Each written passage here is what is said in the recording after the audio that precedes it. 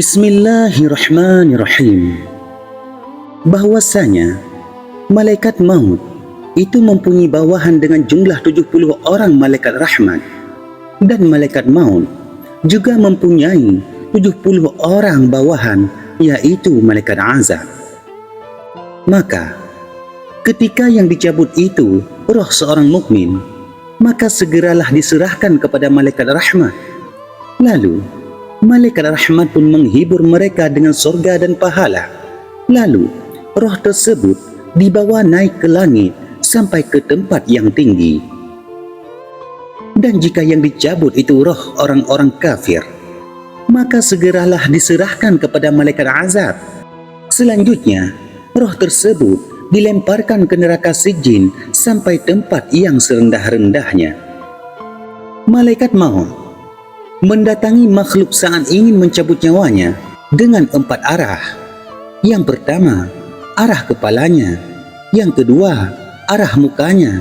Dan yang ketiga, arah balik punggungnya. Dan yang keempat, arah di bawah kedua kakinya. Dalam mencabut roh Nabi alaihissalam, malaikat mendatanginya dari wajah kepalanya. Dan saat mencabut nyawa orang-orang mukmin, maka mereka datang dari mukanya. Sedangkan saat mencabut roh orang kafir, malaikat datang dari balik punggungnya. Dan saat malaikat mencabut nyawa para bangsa jin, maka malaikat datang dari bawah kedua kakinya.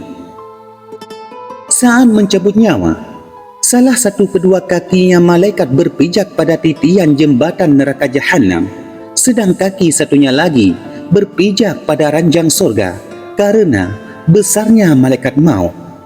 Besarnya malaikat maut, seandainya seluruh air lautan dan sungai-sungai dicurahkan pada kepalanya, maka tiada setetes pun air yang akan jatuh ke bumi. Diterangkan dalam hadis, tidak akan keluar roh seorang mukmin hingga ditunjukkan tempatnya di surga, dan sebaliknya tidak akan segera lepas roh orang kafir dari tubuhnya hingga ia melihat neraka sebagai tempat kembalinya. Lalu para sahabat bertanya, "Wahai Rasulullah, bagaimanakah dengan itu semua?" Rasulullah menjelaskan, "Sungguh, Allah menciptakan Jibril dengan bentuk sebagus-bagusnya. Ia mempunyai 600 buah sayap. Di antara sayap-sayap tersebut, ada 2 sayap berwarna hijau seperti sayap burung merak. Apabila sayap itu dibentangkan, dapat memenuhi kawasan langit dan bumi. Dan di sisi kanan sayap terlukis bentuk surga beserta isinya, yaitu para bidadari. Gedung-gedung indah lagi megah yang bertingkat-tingkat kamar-kamarnya.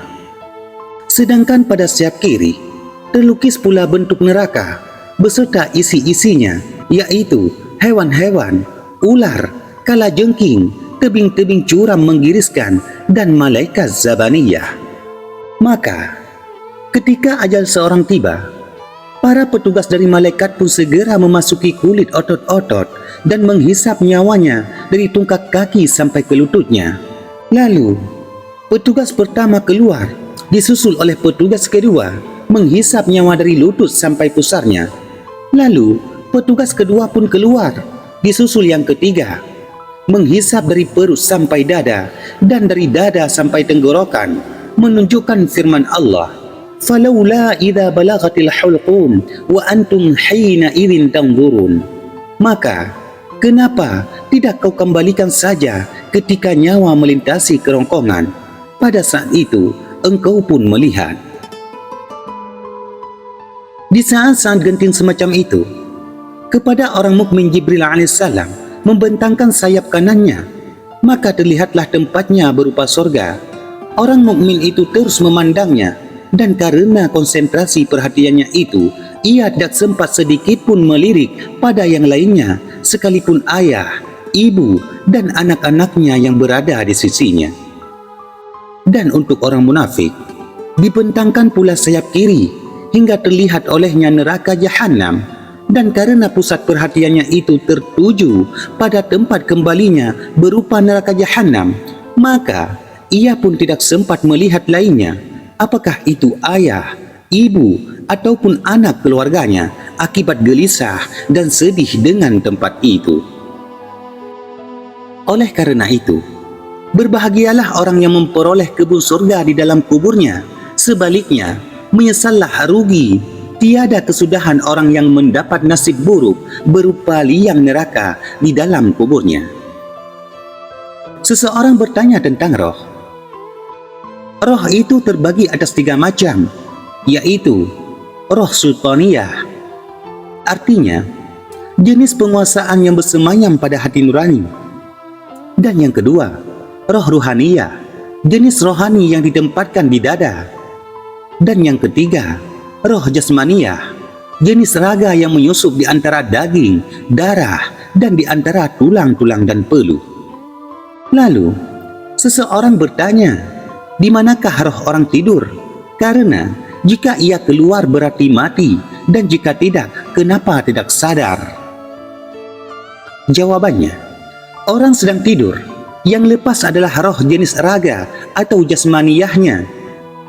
Maka jika otak menyertainya, ia pun menangkap melihat kejadian apa saja di dalam mimpinya. Namun, jika otak tidak menyertainya, maka peristiwa-peristiwa di dalam mimpinya itu kabur, tidak diingat atau tidak dimengerti. Dan bertanya lagi, di manakah letak perbedaan antara roh dengan rawan? Jawabannya, bedanya, kalau roh tiada pergi dan tiada datang, sedangkan rawan bisa pergi atau lepas dan datang kembali. Terlepasnya rawan mengakibatkan orang tidur, dan terlepasnya roh mengakibatkan orang tewas atau meninggal dunia. Masalah iman dan roh. Iman di antara roh dan raga adalah bagaimana mentari di antara kawasan langit dan bumi. Ketika seseorang meninggal dunia, maka berangkatlah kalimat tauhid menyertai rohnya, dan menetaplah syahadat Rasul menyertai tubuh raganya. Yang dimaksud kalimat tauhid ialah asyhadu an la ilaha illallah, dan yang dimaksud dengan syahadat Rasul ialah wa anna Muhammadar Rasulullah. Namun, ketika keduanya itu berhimpun, maka itulah yang dinamakan dengan iman. Diceritakan, ketika mukjizat Nabi Isa ialah menghidupkan orang yang sudah mati.